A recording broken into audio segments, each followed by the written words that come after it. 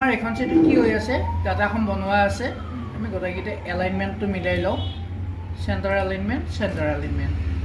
আহিছে নেক্সট ইয়াত লাগে আমাক কি ফাৰ্ষ্টতে লাগে ৰোল নম্বৰ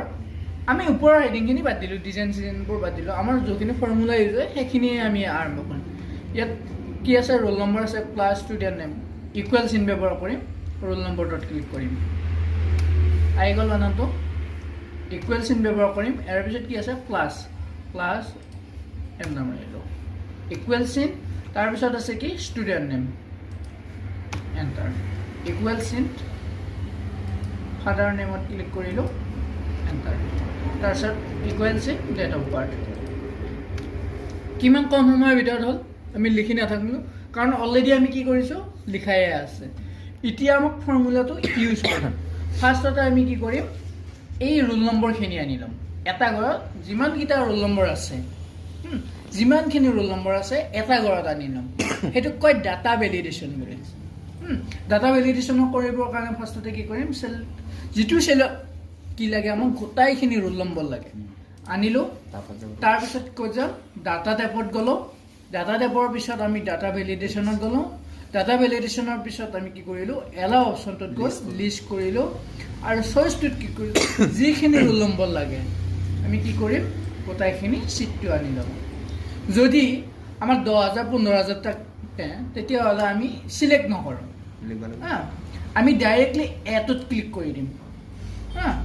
ডাইৰেক্টলি এটোত ক্লিক কৰি দিলে গোটাই তোমাৰ কি আহিব এৰ কলমটো আহি যাব এতিয়া আমাৰ যিহেতু কমকৈ আছে গতিকে কি কৰিম চিলেক্ট কৰি লওঁ হ'ল অ'কে কৰি লওঁ এই পইণ্টটো আহিছে মিনছ আমাৰ ডাটা ভেলিডেশ্যন শুদ্ধ হৈছে ক্লিক কৰিলোঁ ইয়াৰ পৰা যিটোৱে লাগে যেনিবা আমাৰ বেলেগ এটা লাগে